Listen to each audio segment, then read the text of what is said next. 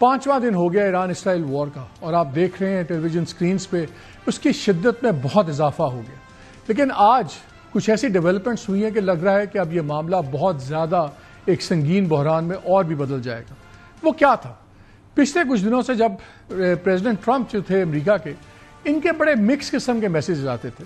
کبھی کہتے تھے کہ میں نے 60 دن دیے نیگوسیشنز کے لیے، ایرانینز نے اس پہ فیصلہ نہیں کیا، 61واں دن ہو گیا، اب تو پھر تباہی ہوگی.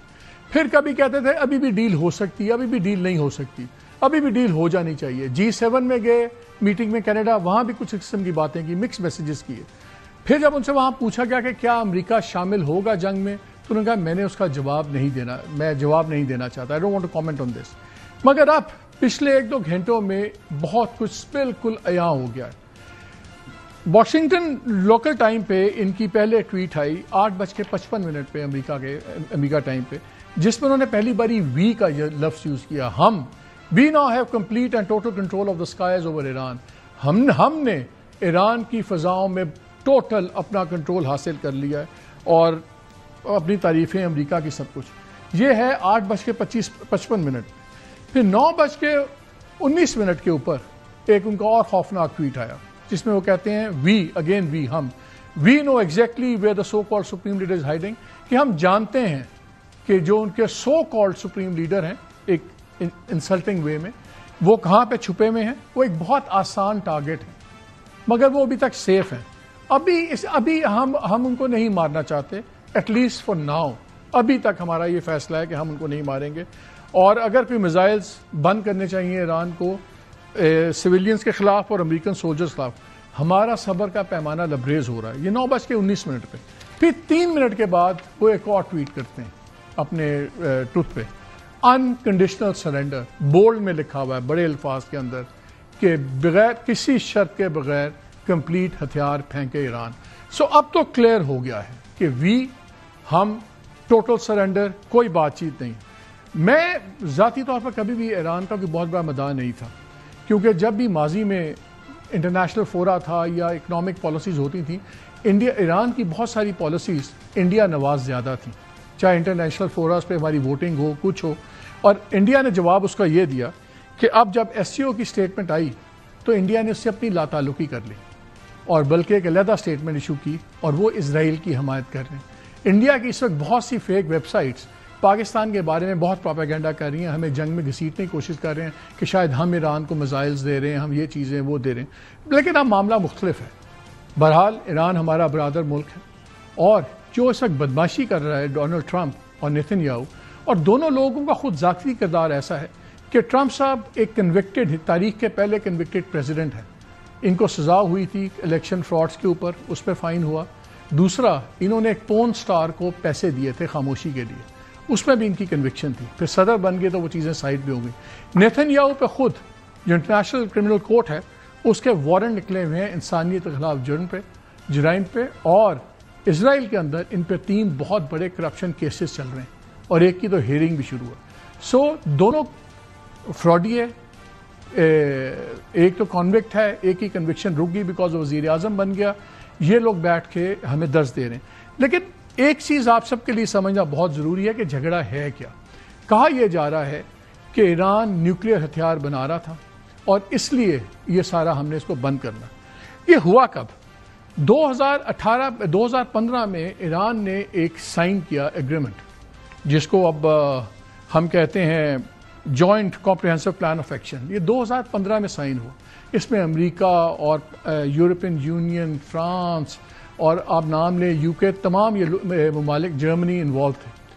20 مہینے لگے اس ایگریمنٹ کو طے ہوتے ہوئے. بہرحال وہ 2015 میں سائن ہو گیا، اور اس کو آگے 2018 میں ٹرمپ نے خود ہی ایک دم کینسل کر دیا، بیکاز نیتن یاہو چاہتا تھا کہ کینسل ہو، اور وہ بھی اس کی میں آپ کو ریزنز دوں گا. وہ کیا تھا؟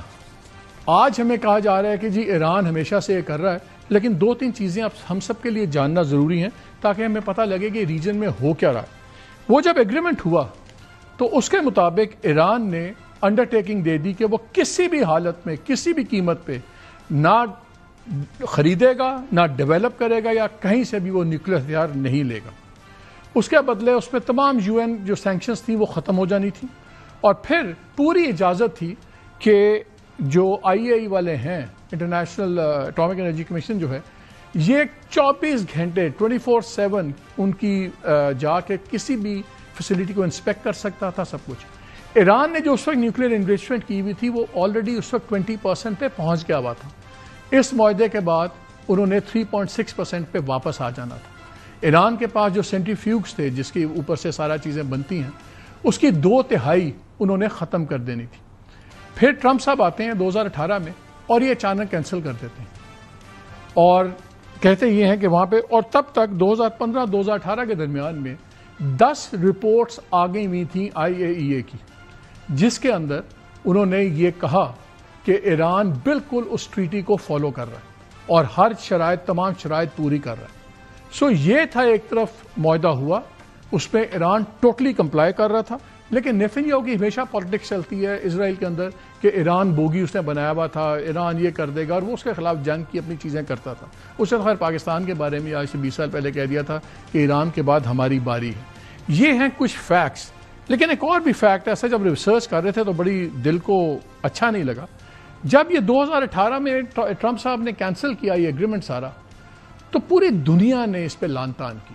یورپین یونین نے, فرانس نے, جرمنی نے, UK نے, امریکہ میں خود براک اوباما وغیرہ میں. لیکن آپ جانتے ہیں کون سے 3 ممالک نے ٹرمپ صاحب کی حمایت کی؟ وہ ہمارے تینوں برادر اسلامی ملک ہیں, سعودی عربیہ, بحرین اینڈ UAE.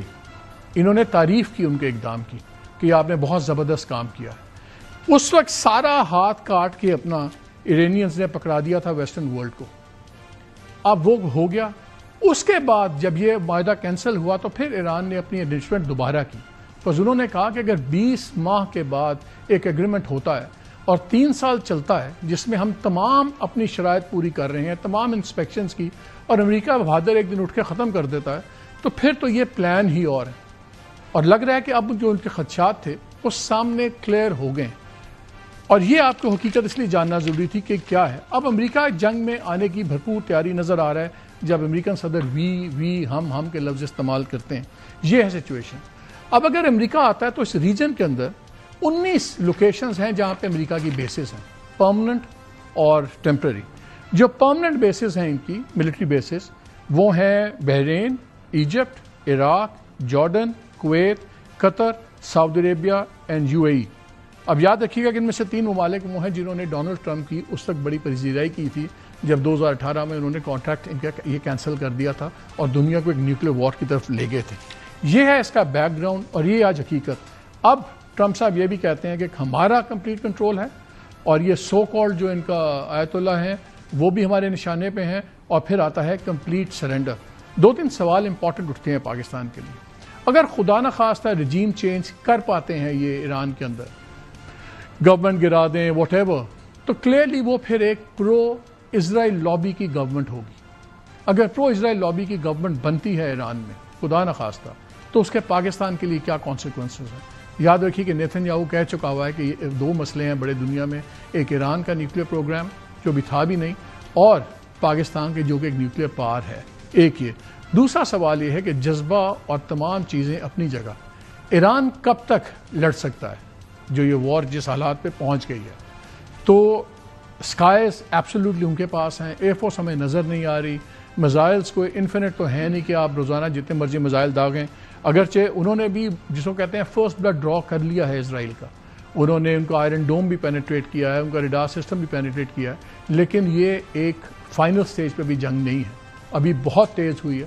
آج موساد کے ہیڈ کوارٹر بھی ہٹ ہوا ہے, اسی طرح دونوں طرف ان کی طرف اموات ہو رہی ہیں, ادھر بہت سی شہادتیں ہو رہی ہیں. کیا از اٹ اے ٹینیبل وار؟